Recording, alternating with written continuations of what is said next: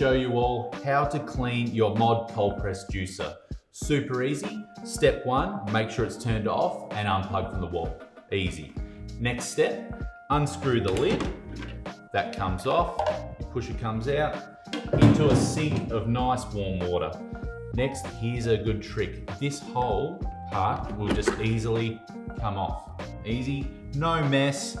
You've still got the squeaky clean unit here, and then all of this can just go into the sink of warm water. Then you can take it apart in there. Makes your life a hell of a lot easier.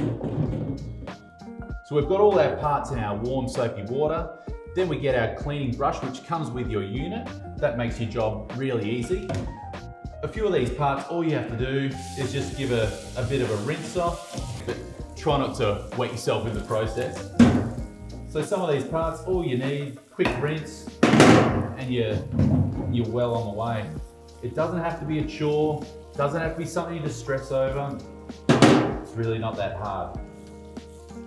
Just a quick rinse. And with the auger, you might just get the brush and just make sure there's no bits or pieces underneath there. Easy.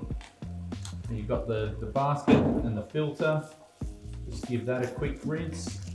All right, doesn't have to be stressful. We're just nice and calm, easy does it. You might just, some of these parts, you just get the brush in there and just give that a little clean, because sometimes bits of pulp can get caught in there, but that's fine. The basket, just give that a little clean. And then with the juicer bowl, you've got the orange pulp tap, which is designed to be removed, so that can just pop out.